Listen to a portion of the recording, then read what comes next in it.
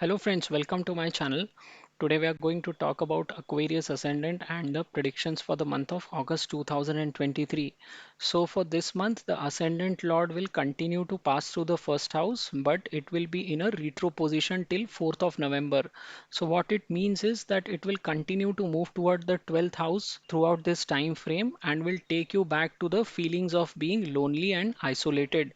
Now, in order to avoid this isolation and the stress that gets generated, you need to meditate and associate yourself with charity, or you can connect to your spiritual side, which will help you to overcome this tricky transit of Saturn. Your seventh house is going to see an association of Sun and Mercury. Sun will be in its own sign from 18th of August, but in this scenario, the opposition of Saturn and Sun would mean that your spouse will be riding high on the ego, and Saturn in your first house would mean that you need to assuage your spouse via cool and calm approach.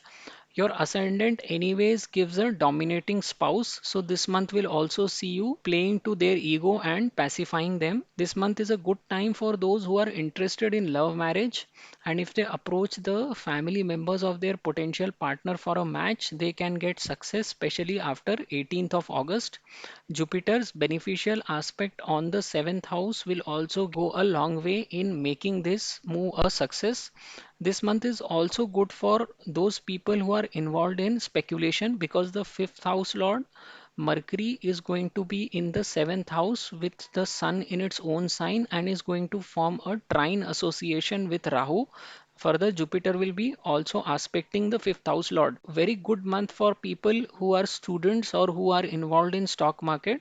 Since Rahu governs most of the gains in the stock market, the best time frame to succeed and make money will be from 21st to 28th of August. Venus will be in a retro position in the sixth house through the month. Now, Venus is a highly benefic planet for you because it owns the fourth house, which is a quadrant, and ninth house, which is a trine, the two auspicious houses that are responsible for domestic happiness and luck. This month will be about dealing with the domestic challenges and looking after your mother's health. You will continue to express criticism at the workplace, but your policy should be to keep your head down, focus, and move ahead in the pursuit of your goals. And you should not let this criticism get to your heart. Jupiter, as I said earlier, is aspecting your seventh house and will create opportunities for marriage.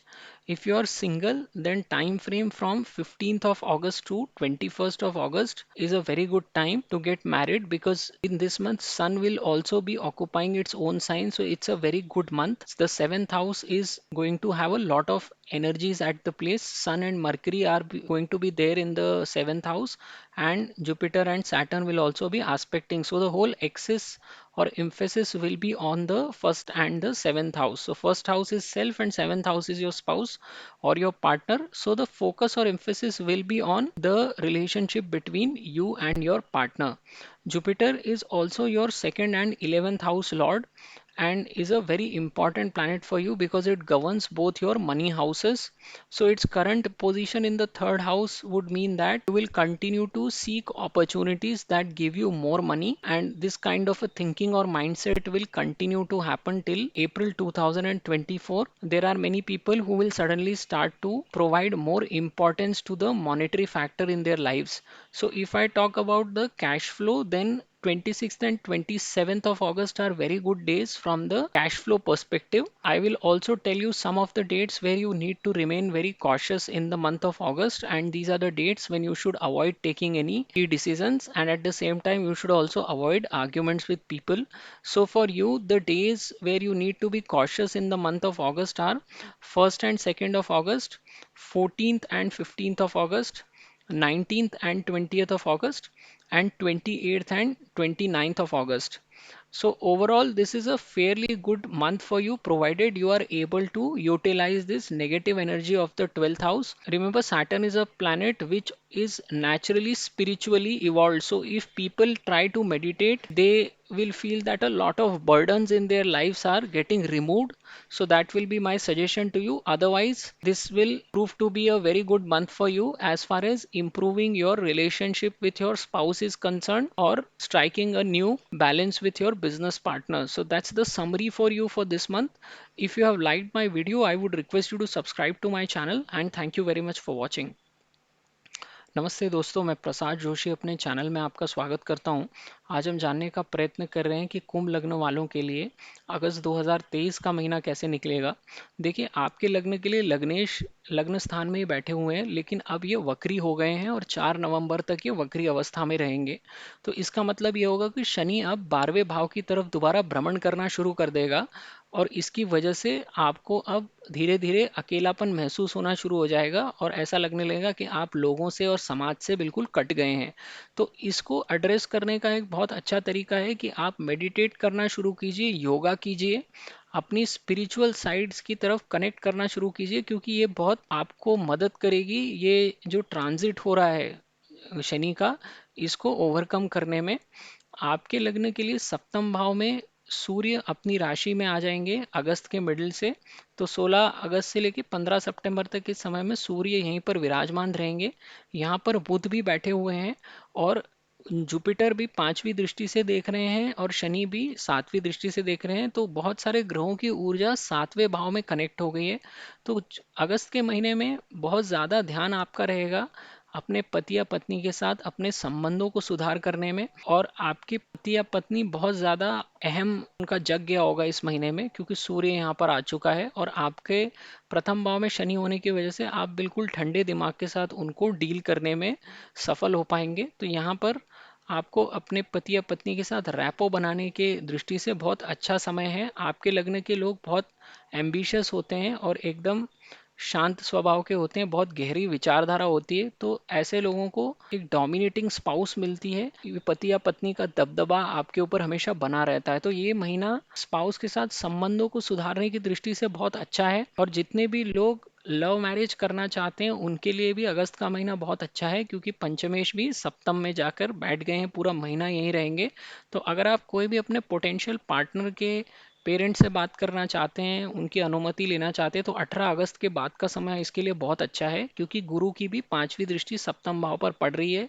तो ऐसे कोई भी love marriage करने के chances 18 अगस्त के बाद बहुत अच्छे हैं। इसके अलावा जो भी लोग शेयर बाजार या सट्टा बाजार से संबंध रखते हैं उनके लिए भी महीना बहुत शानदार रहेगा, क्योंकि पंचमेश का राहु के साथ नवपंचम युति बन रही है, और इसके अलावा गुरु की भी 5वीं दृष्टि पंचमेश पर पड़ रही है। तो यहाँ पर जो सबसे बेहतरीन समय है अगस्त के महीने का शेयर बाजार में पैसा कमाने की दृष्टि से, वो 21 से 28 अगस्त तक का समय है।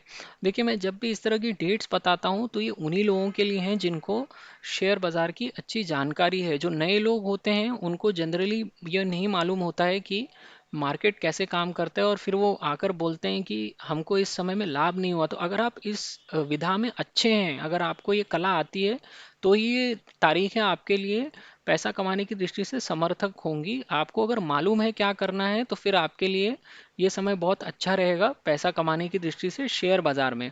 आपके लग्न के लिए शुक्र 6वें भाव में वक्री अवस्था में बैठे रहेंगे पूरे महीने में, और शुक्र आपके लिए योग कारक ग्रह है, क्योंकि एक चतुर्थ भाव और एक नवम भाव को रूल करते हैं। चतुर्थ भाव से आप अपने परिवार की सुख शांति या मानसिक शांति देखते हैं, और नवे भाव से आप अपने पिताजी को और अपने भाग्य को देखते हैं। तो ये महीने में आपको अपने घर में कुछ चैलेंजेस महसूस हो सकते हैं, खास करके आपको अपनी माता की सेहत का ख्याल रखना चाहिए। और अगर आप अपने कार्यस्थल पे खास करके नौकरी पेशा लोग हैं तो उनके लिए काफ़ी चुनौतियां आएंगी। लोग आपको क्रिटिसाइज करेंगे, आपकी आलोचना करेंगे इस महीने में। तो आपका जो पॉलिसी होना चाहिए वो ये है कि आप अपना सर झुका के काम करते रहिए, अपने गोल्स पर फोकस कीजिए, बजाय उनके साथ लड़ झगड़ के समय बिता के बर्बाद करने से अच्छा है कि आप अपने गोल्स पर ध्यान दीजिए। और कोई भी आपकी कितनी भी आलोचना करे उसको अपने दिल पे मत लीजिए, बस फोकस बनाए रखिए और आगे बढ़ते रहिए। गुरु आपके सप्तम भाव को देखता रहेगा और आपके लिए शादी करने के मौके बनाता रहेगा। तो 15 से 21 अगस्त का समय शादी की दृष्टि से बहुत अच्छा है। लव मैरिज के लिए मैंने आपको समय पहले ही बता दिया है कि प्रपोजल के हिसाब से कौन सा अच्छा टाइम फ्रेम हो सकता है। गुरु आपके लिए द्वितीय और 11वें भाव के स्वामी है। दोनों ही भाव धनदायक हैं और इसकी तृतीय भाव में स्थिति यानी कि आप पैसे के पीछे भागना ऑलरेडी शुरू कर दिए हैं और अप्रैल 2024 तक आपका पैसे के पीछे की दौड़ जारी रहेगी। इस समय में जितने भी लोग पैसे को उतनी महत्ता नहीं देते थे उनके भी विचार चेंज होने लग जाएंगे।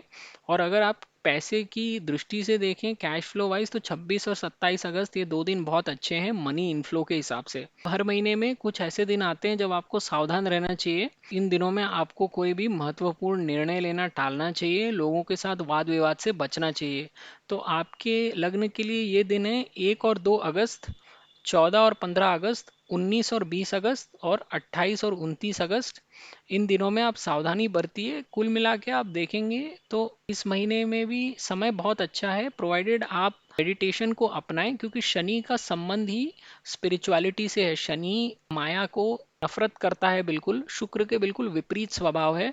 और आपको बहुत सारे ऐसे पढ़े लिखे लोग, ज्योतिषी या फिर साधु संत लोग भी मिलेंगे जिनकी कुंडली में शनि का प्रभाव बहुत ज़्यादा है। तो ऐसे लोगों को माया से दूर रहना ऑटोमेटिकली आता है। तो अगर आप कहीं पर भी योगा क्लासेस से जुड़ते हैं या मेडिटेशन करते हैं तो शनि आपको ना सिर्फ नवंबर तक बल्कि आगे भी फायदा देता रहेगा। और आपको इस समय में जितना ज़्यादा आप मेडिटेट करेंगे, योगा करेंगे, उतना लाभ होगा। इस महीने में चूंकि सप्तम भाव में बहुत सारे ग्रहों की ऊर्जा इकट्ठी हो रही है, तो पूरा फोकस आपका अपने पति पत्नी या बिजनेस पार्टनर की फीलिंग्स को टोन डाउन करने की तरफ रहेगा। उनके साथ आर्ग्यूमेंट करने से बच के उनको मनाने का ये बहुत अच्छा समय है, उनके साथ संबंध सुधारने का बहुत अच्छा समय है। तो ये आपकी समरी है इस महीने की। आपको मेरा वीडियो पसंद आए तो मेरे चैनल को ज़रूर सब्सक्राइब कीजिए। वीडियो देखने के लिए आपका बहुत बहुत धन्यवाद।